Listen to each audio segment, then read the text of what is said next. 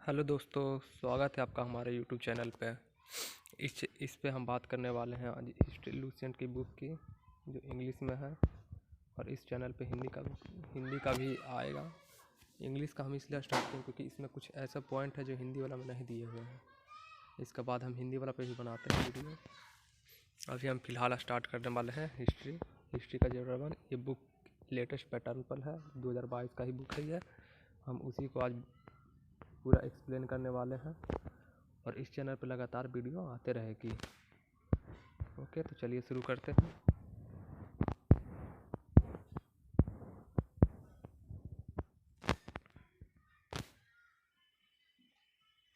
यहाँ पे दिया हुआ है दोस्तों, what is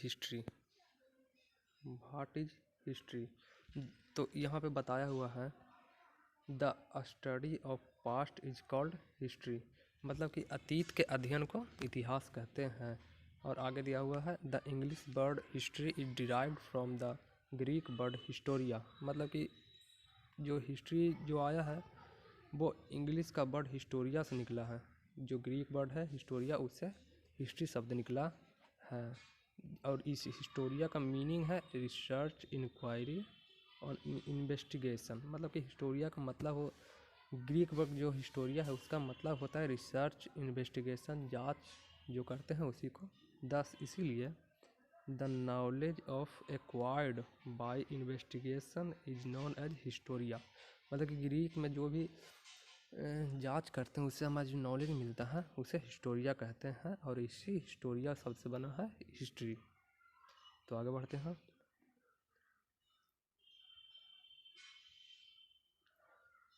the Greek historian Herodotus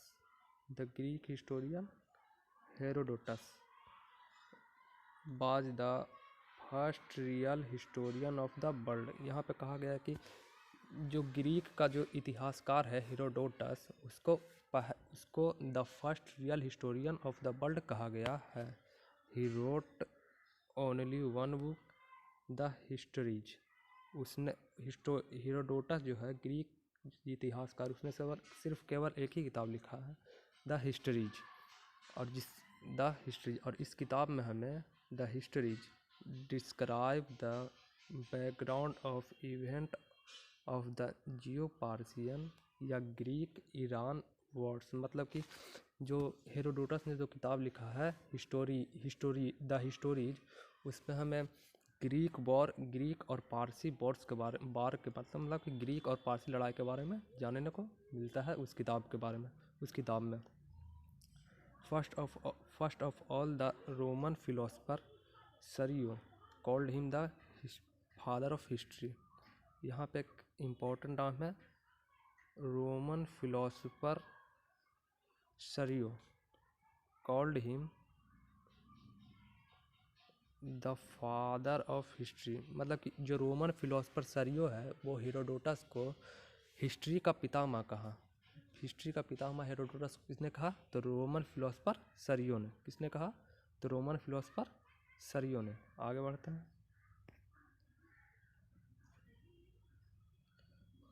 the German historian लियो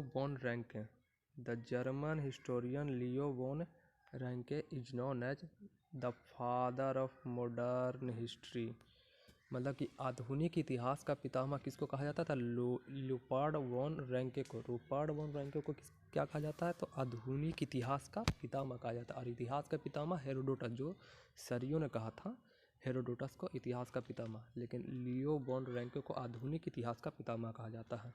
आगे पढ़ते हैं दोस्तों। According to Ranke the task of historian was to describe the past at it is actually, मतलब कि रैंके के अनुसार इतिहासकारों का केवल यही काम है कि वो पास्ट को हमारे सामने लाके रखे, जैसे कि वो था, जैसे था, बिना उसमें कोई बदलाव किए हुए हमारे अतीत को हमारे सामने लाके रखें। ये एक जर्मन वर्ड है दोस्तों, जिसका अर्थ होता है व्हाट इज एक्चुअली बाज, मतलब कि अतीत में कैसा था। व्हाट इज एक्चुअली बाज, मतलब कि उसके क्या कहें, एक्चुअली जो जैसा था वैसे ही। ठीक है, इसका ये जर्मन वर्ड है, उसी का यही मतलब है। आगे बढ़ते हैं दोस्तों। द जर्मन फिलोसफर हेगले, एक ठो और जर्मन फिलोसफर है Hegel. The German philosopher Hegel once said, Hegel ने क्या कहा था? History repeats itself. ये क्या कहा था हेगले ने? हिस्ट्री रिपीट्स इटसेल्फ, मतलब कि इतिहास अपने अतीत अपने आप को दोहराता है। द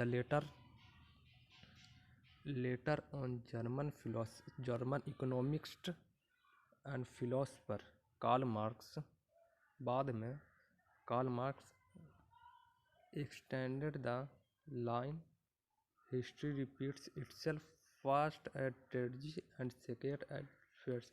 मतलब कि जो इसका लाइन का मतलब यह है कि जर्मन फिलोसफर जो हेगले था उसने कहा कि अतीत अपने आप को दोहराता है, लेकिन बाद में जो एक जर्मन इकोनॉमिस्ट और फिलोसफर कार्ल मार्क्स जो था उसने कहा कि इतिहास अपने आप को दोहराता है फर्स्ट ट्रेजेडी, मतलब कि पहले किसी घटना के रूप में, दूसरा एज फेट्स मतलब कि तमाशा के रूप में। पहले इतिहास कार्ल मार्क्स ने कहा इतिहास अपने आप को दोहराता है, पहले घटना के रूप में और दूसरा फेट्स मतलब कि तमाशे के रूप में।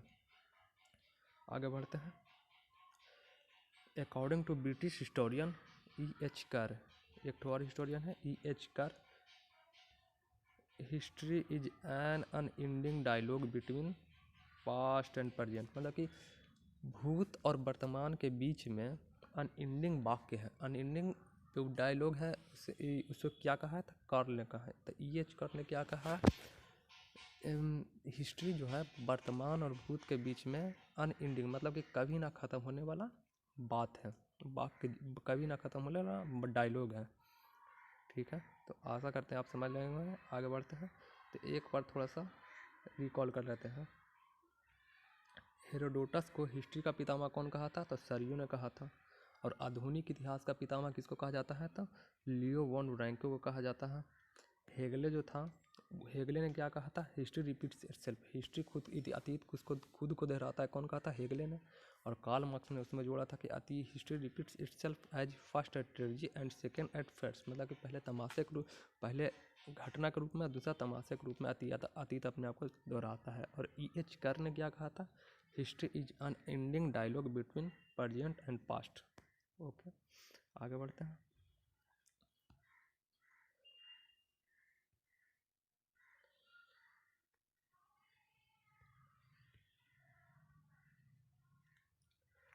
ए सिस्टम ऑफ डेटिंग, मतलब कि तारीख का नियम, कैसे कैसे तारीख आया।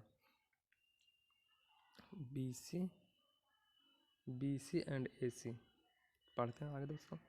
तो BC is the acronym of before Christ. This is an English phrase meaning before the birth of Jesus Christ, जो सो years before the birth of Jesus Christ is known as before Christ and it is denoted as the BC। मतलब कि ये इस line से हमें कहना क्या मतलब कि ईसा मसीह के पहले का जो काल था उसे बिफोर BC कहते हैं, before the birth of Jesus Christ. ठीक है, और उसे BC कहते हैं। जैसे कि example, Gautam Buddha was born in 573 BC, मतलब कि गौतम बुद्ध का जन्म हुआ था 573 ईसा पूर्व में। BC का मतलब होता है ईसा पूर्व, 573 ईसा पूर्व में हुआ था गौतम बुद्ध का जन्म। एंड ही डाइड इन 483 ईसा पूर्व, मतलब कि गौतम बुद्ध का जन्म हुआ था 563 ईसा पूर्व और वह मर गए थे 483 ईसा पूर्व। Alexander the great was born 356 ईसा पूर्व and he died in 223 BC, मतलब कि अलेक्जेंडर का जो जन्म हुआ था वो 356 ईसा पूर्व में हुआ था और वो मर गया था 223 ईसा पूर्व में। आगे बढ़ते हैं। AD is the acronym of Anno Domini. This is a Latin phrase meaning in the year of Lord Jesus' birth. So the year began with the birth of Jesus Christ is known as Anno Domini and it is denoted as AD, short में Jesus short में AD कहते हैं। Jesus was called in Jesus Christ was crucified in 330 AD। Jesus Christ was certified in 330 AD। ठीक है, तो AD का मतलब हुआ कि ईसा मसीह के जन्म के बाद का काल। ठीक है, ईसा मसीह के जन्म के बाद के काल को एडी कहते हैं और ईसा मसीह के पहले के काल को बीसी कहते हैं। बीसी जो होता है वो घटते जाता है, जैसे बीसी जो होता है बीसी जो होता है जैसे जैसे बढ़ता, क्या कहें, मतलब कि ईसा मसीह के जन्म के पहले काल को बीसी कहते हैं और बाद के काल को एडी कहते हैं। ठीक है, जैसे Kushan ruler Kanishka was ascended the throne in 78 AD. Hazrat Mohammad was born in 570 AD and died in 632 AD। ठीक है, जैसे कि यहाँ पे बताया गया है कि Kushan ruler Kanishka was ascended, मतलब कि अपनी गद्दी पर बैठा था 78 AD को। और फिर आगे दिया गया Hazrat Muhammad was born in 570 AD। हजरत मोहम्मद जो है वो 570 ईस्वी में जन्म हुए थे और वो मर गए थे 632 ईस्वी में। 632 ईस्वी में। आगे बढ़ते हैं। Timeline is displaying the event of past time is called timeline. ठीक है, the line displaying the event, मतलब कि ऐसी घटना जो अतीत को हमारे सामने ला के रख, the line displaying the events of past, मतलब कि अतीत की घटनाओं को ला के रखती है, उसे टाइम लाइन कहते हैं। उसे क्या कहें, the line displayed the event of past, मतलब जो अतीत, वैसा लाइन जो अतीत के घटनाओं को हमारे सामने ला के रखती है, उसे टाइम लाइन कहते हैं। आगे बढ़ते हैं।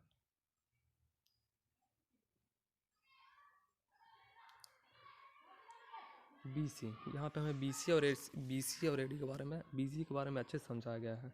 BC 3 AD, 3 BC, 2 BC, 1 BC। BC का कालक्रम ऐसे चलता है। ठीक है, जैसे जैसे समय आगे बढ़ता है बीसी घटता जाता है और एडी जो है बढ़ता जाता है। कि जैसे कि अभी 2020, अभी 2023 है, 23 चल रहा है, तो आगे आएगा 24। लेकिन वैसा नहीं था, बीसी में होता था 2023 चल रहा है तो आगे 2022 आएगा, फिर 2021 आएगा, ऐसे चलता था। ठीक है, तब the meaning of 1 year before 1 BC is 2 BC। The meaning of 1 year before 2 BC is called 3 BC। यहाँ पे हमको वही बताया गया है कि जैसे कि अभी है 2 BC, तो बाद में आएगा 1 BC, फिर आएगा 0 BC। जैसे कि अभी चल रहा है, मान लीजिए कि अभी चल रहा है 15 BC, तो फिर आगे समय उसके 1 साल बाद आएगा 14 BC, फिर उसके 1 साल बाद आएगा 13 BC। ऐसे ही करके यहाँ पे समझाया गया है।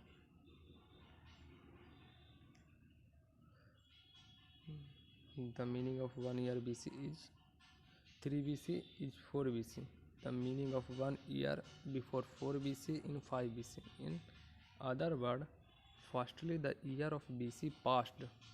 After that 4 BC come. मतलब कि 5 BC जाएगा तो 4 BC आएगा। After that 3 BC, 3 BC के बाद after 2 BC, 2 BC आएगा। And lastly 1 BC appeared. अब अंत में 1 BC आएगा।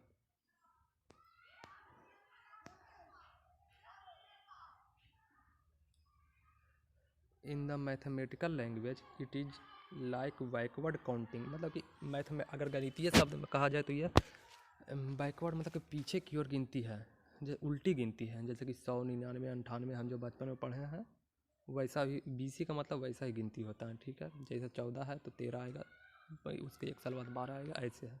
और एडी में चलता है कि अगर अभी 23 है, बाद में 24 आएगा, 25 आएगा, ऐसे चलता है। Now if anyone raises a question that which year is first and which year is last BC in 500 BC and 2000 BC, then right answer will be 2000 BC is first BC and 500 BC is last BC। यहाँ पे हमें बताया गया है कि हमें अगर 2000 BC और 500 BC में से अगर हमें चुनना हो कि फर्स्ट और लास्ट कौन है, तो यहाँ पे हमें बताया गया है कि 2000 BC, जैसे बोलते हैं ना, जो जितना बड़ा होता है BC में वो पहले आता है। ठीक है, और जो जितना छोटा होता है बाद में आता है। तो 2000 BC जो है वो पहले आएगा 2000 BC, फिर बाद में आएगा 500 BC। ठीक है, it means firstly 2000 BC past and after that 500 BC appeared, मतलब कि 2000 BC पार हुआ होगा तब 500 BC आया होगा।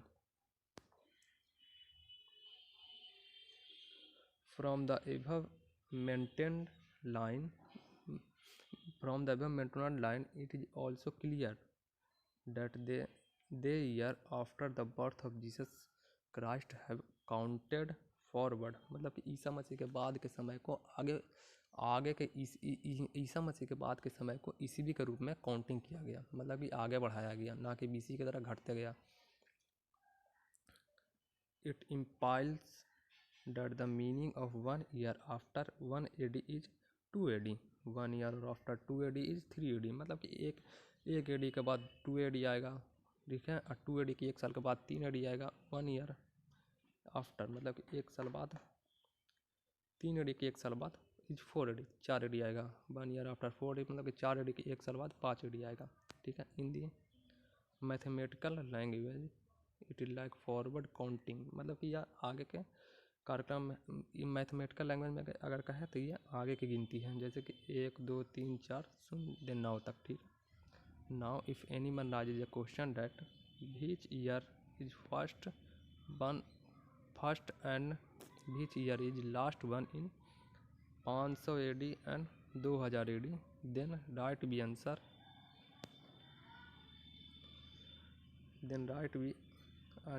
will be 500 AD is firstly and 2000 AD is last one, मतलब कि जैसा BC में बताया गया था कि चुनने के लिए बताया गया था कि BC 500 BC और 2000 BC में पहले कौन आया, तो इसमें था 2000 BC पहले और 500 BC बाद में। इसी तरह से दोस्तों इसमें इस AD में भी हमें चुनने के लिए बोल रहा है कि 2000 AD और 500 AD में से पहले कौन है। तो इसमें BC में तो पहले 2000 आता था, AD में पहले 500 आएगा फिर 2000 आएगा। ठीक है, क्योंकि AD में फॉरवर्ड आगे की गिनती चलती है और BC में पीछे की गिनती चलती है। ठीक है, आगे बढ़ते हैं। It mean firstly the 5 year AD past then after 2000 AD appear, मतलब कि 500 AD आएगा, उसके बाद फिर आएगा 2000 AD। Time glossary, the time glossary relating to time is known as time glossary. Time glossary जो है टाइम के साथ संबंध रखता है, जैसे कि आगे हमें टाइम ग्लोसरी के बाद बताया some important terms associated with time here, जैसे कि हमें यहाँ पे बताया गया है डिकेड का मतलब होता है द पीरियड ऑफ 10 ईयर, मतलब कि 10 साल के समय को डिकेड कहते हैं, 10 साल के समय को डिकेड कहते हैं। 10 साल के समय को डिकेड कहते हैं। आगे बताया गया है the first 50 year of century, the period from the first 50 year of a century is the period of first year to 50 year, मतलब कि एक साल से लेकर 50 साल के किसी भी चीज़ को, एक साल से लेकर 50 साल के समय को फर्स्ट हाफ कहते हैं, फर्स्ट हाफ ऑफ सेंचुरी कहते हैं। और the last 50 year of a century is period from the 51 year to 100 year, मतलब कि यहाँ पे कहने का मतलब ये है कि मान ली और यहाँ पे कहने का मतलब ये है कि डिकेड 100 साल के पीरियड को 100 साल के समय को एक सेंचुरी कहते हैं, 100 साल के समय को एक सेंचुरी कहते हैं। और उसी 100 साल में पहले 50 को एक the first half of century कहते हैं, फर्स्ट हाफ ऑफ सेंचुरी कहता है पहले 50 साल को, फिर 51 से 100 तक के साल को कहते हैं सेकेंड हाफ ऑफ सेंचुरी, और 1 से 100 तक के काल को कहते हैं century. Millennium the period of 1000 year, 1000 वर्ष समय को मिलेनियम कहते हैं।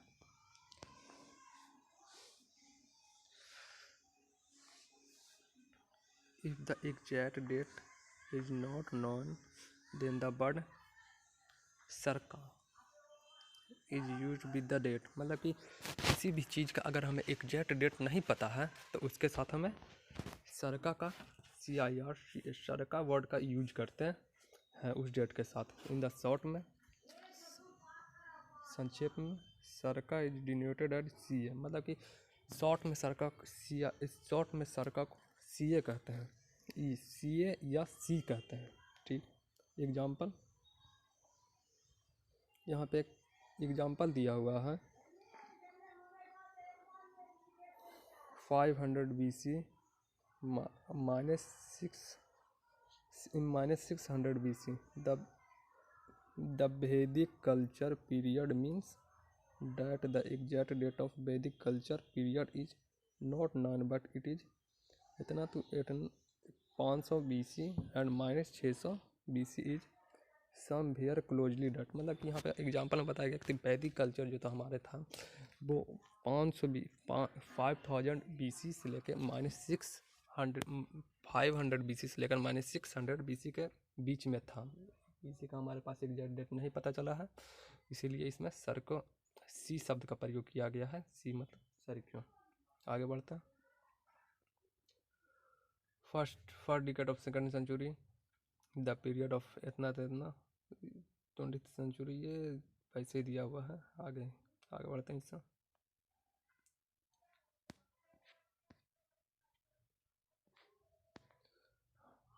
इसको आप देख लीजिएगा खुद। हाँ, और एक बात और, जो भी इम्पोर्टेंट पॉइंट है उसे आप कॉपी कलम लेकर बैठे वहाँ पे आप नोट कर लीजिएगा।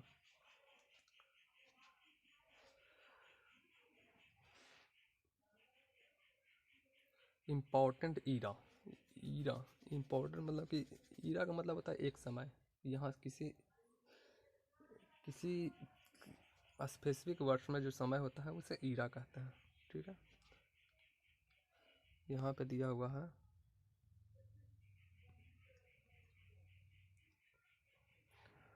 काली ईरा।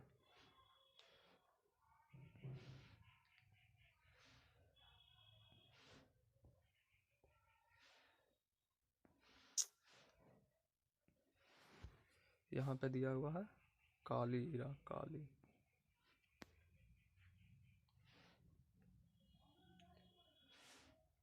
दिया हुआ है दोस्तों काली Ira.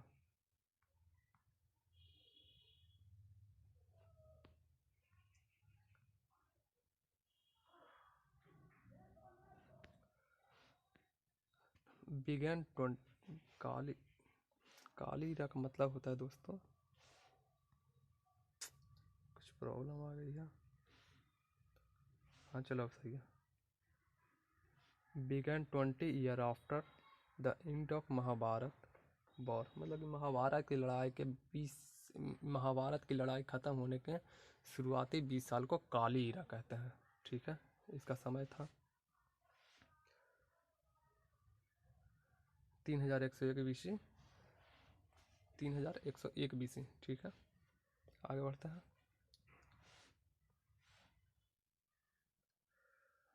The Saptarishi and the सप्तऋषि या Loukika the Saptarishi and Loukika Ira, ये था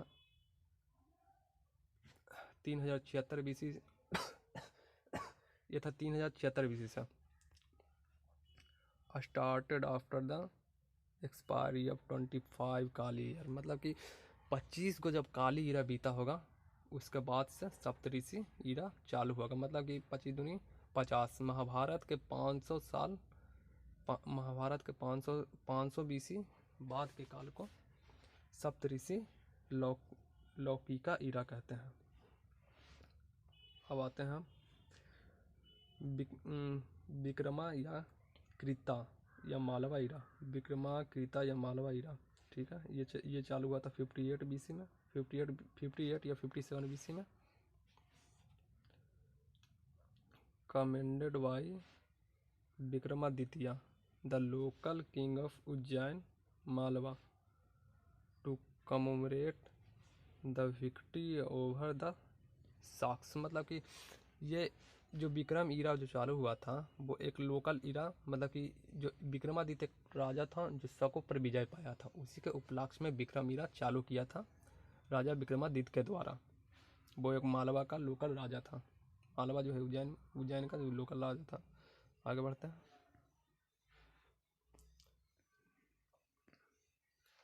शक शक संबंध दिया हुआ, ये वेरी वेरी इंपॉर्टेंट है दोस्तों।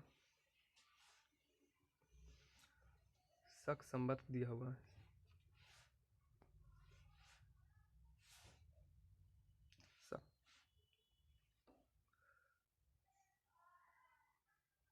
The commanded by Kusan ruler Kanishka on the second occasion of his on the occasion of his ascendance to the throne.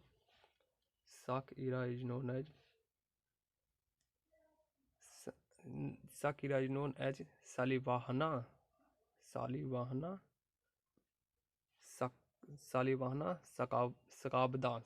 शकाब्दा in south, मतलब कि शक ईरा जो चालू किया था कुषाण राजा कनिष्क के द्वारा। और शक ईरा को साउथ में बोलते हैं सालिवाहना शकाधा, सालिवाहना शकाब्दा बोलते हैं इसको साउथ में।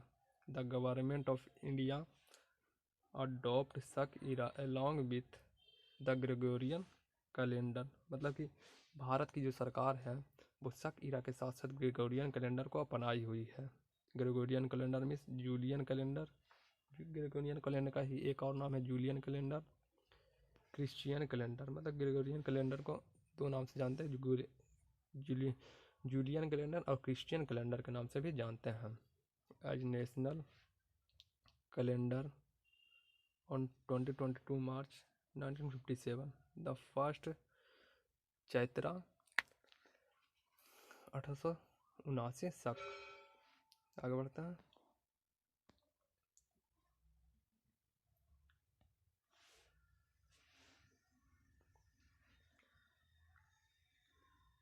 कलचुरी ईरा स्टार्ट हुआ था 248 ईडी में। कलचुरी ईरा स्टार्ट हुआ था 248 ईस्वी में। फाउंडेड बाई अभीर किंग ईश्वर सेन, मतलब कि ईश्वर सेन अभीर का जो राजा था ईश्वर सेन उसके द्वारा खोजा गया था कलचुरी काल। लेटर ऑन बाद में यूड बाई त्रिकुटरा ruler and Kalachuris of Chedi, मतलब कि बाद में त्रिकुटरा राजा के द्वारा इसे अपना लिया गया। गुप्ता ईरा 319 से 320 एडी के बीच में, 319 से 320 ईस्वी में गुप्ता ईरा का चालू हुआ था। Founded bye Gupta ruler Chandragupta के द्वारा। गुप्ता ईरा जो खोजा गया था वह चंद्रगुप्त प्रथम के द्वारा खोजा गया था और शुरू किया गया था on the occasion of his ascendance of the throne, मतलब कि गुप्ता ईरा चालू हुआ था चंद्रगुप्त प्रथम के गद्दी पर बैठने के साथ ही वह उसने गुप्ता ईरा चालू कर दिया था। After the fall of the Gupta the Maitrakas of Valabhi used this era, मतलब कि गुप्ता के पतन के बाद मैत्राक्ष के भलाभी के द्वारा इस गुप्ता ईरा को यूज किया गया था विथ ए न्यू नेम, एक नए नाम के साथ, Valabhi Samvat. The beginning of Gupta era was fixed by J.F. Fleet, मतलब कि ये इम्पोर्टेंट है, J.F. फिट इन 1887 ईस्वी में। मतलब गुप्ता ईरा का जो सही समय है वो फिक्स्ड किया कौन किया था, एक वैज्ञानिक है J.F. फ्लीट इन 1887 ईस्वी में J.F. फ्लीट के द्वारा गुप्ता ईरा को फिक्स किया गया था, मतलब कि सही टाइम दिया गया था। हर्ष ईरा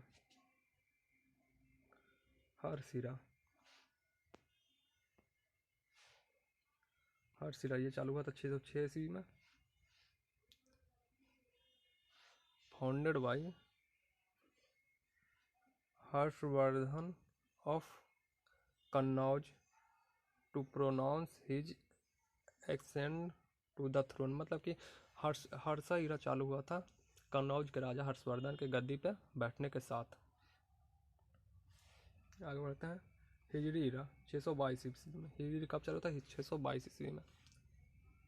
फाउंडेड बाय उमर के द्वारा। हिजरी ईरा किसके द्वारा खोजा गया था? उमर के द्वारा। The second caliphate of Khalifa empire to commemorate the Hijra from मिनास मक्का टू मदीना बाई हजरत मोहम्मदीन। आगे बढ़ते हैं। कोलम ईरा 825 ईस्वी में। Era date is in use in Malabar Kerala, मतलब कि कोलम ईरा जो है अभी तक यूज किया जाता है मालाबार केरल में मालाबार के लोगों के द्वारा कोलम ईरा अभी भी यूज किया जाता है। नेवारी या नेपाली ईरा ये चालू हुआ था 1879 ईस्वी में। फाउंडेड बाय जैदो मल के द्वारा। जैदो मल के द्वारा नेवारी ईरा चालू हुआ था। नेवारी या नेपाली ईरा चालू हुआ था जैदो मल के द्वारा। नेवारी या नेपाली ईरा चालू हुआ था जैदो मल के द्वारा 1879 ईस्वी में। आगे बढ़ते हैं।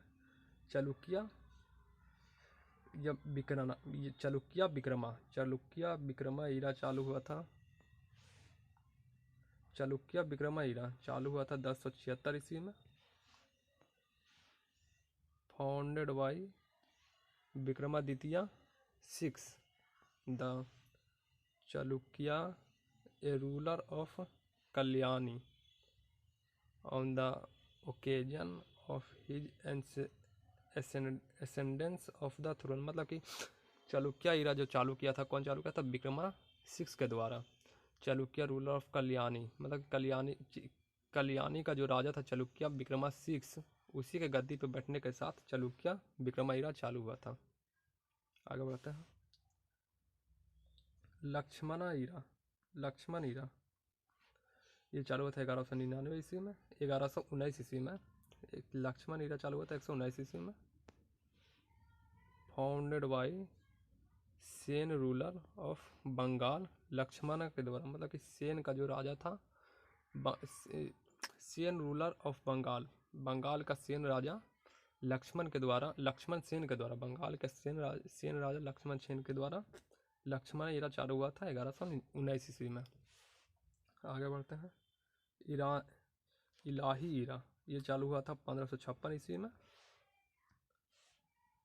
Founded by Mughal ruler Akbar in 1584 AD, but in 1658 AD Aurangzeb abolish in the use of Ilahi era, मतलब कि इस ईरा को अकबर ने चालू किया था 1584 ईस्वी में और औरंगजेब ने 1658 ईस्वी में इलाही ईरा को बंद करवा दिया था।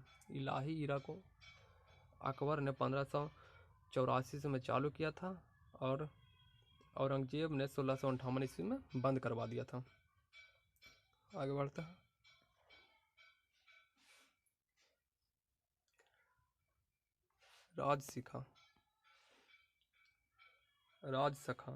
राजसखा ईरा ये चालू हुआ था 1673 ईस्वी में। राजसखा ईरा चालू हुआ था 1673 ईस्वी में। फाउंडेड बाय 1683 में 1673 ईस्वी में 1673 ईस्वी में राजसखा ईरा चालू हुआ था। Founded by Maratha Chhatrapati Shivaji to pronounce his ascendance to the throne, मतलब कि राजशिखा ईरा चालू हुआ था मराठा रूलर शिवाजी के द्वारा। जब शिवाजी गद्दी पे बैठे थे तब उन्होंने राजशिखा ईरा चालू किया था 1673 ईस्वी में।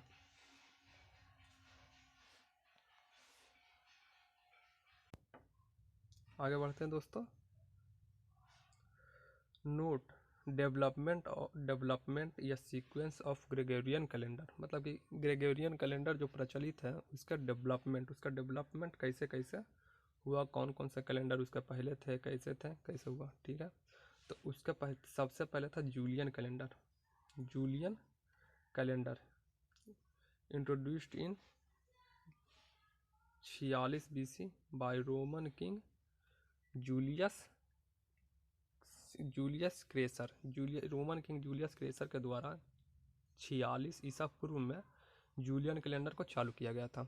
ठीक है, पहले आया जूलियन कैलेंडर, उसके बाद आया Christian calendar. Christian calendar introduced in 527 AD by monk डायोनोसियस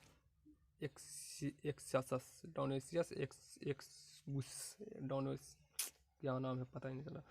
मतलब कि ग्रेगोरियन कैलेंडर आने के पहले सबसे पहले आया जूलियन कैलेंडर, रोमन राजा जूलियस क्रेसस के द्वारा 46 ईसा पूर्व में खोजा गया। उसके बाद आया क्रिश्चियन कैलेंडर 527 ईस्वी में मॉन्क डायोनोसियस के द्वारा खोजा गया। आगे बढ़ते हैं।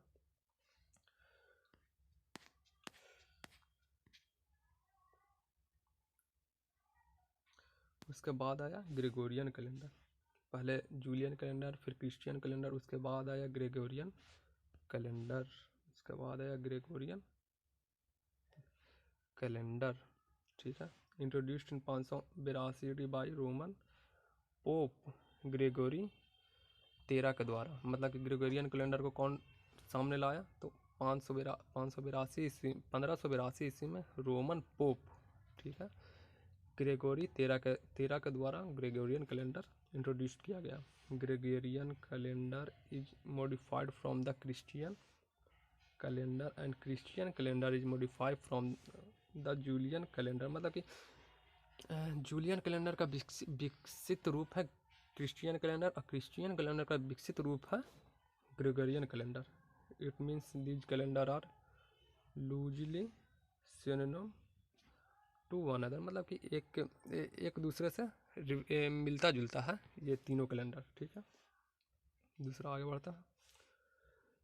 The Ira expect Vikrama Saka and Hijri era are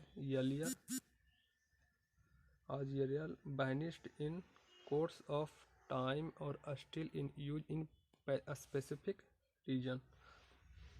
The era expect Vikrama, Shekha and Hijra era are either vanished in course of time or still in use in a specific region। मतलब कि विक्रमा ईरा, शिखा ईरा और हिजरी ईरा जो है अभी भी कुछ विशेष जगहों पे यूज किया जाता है।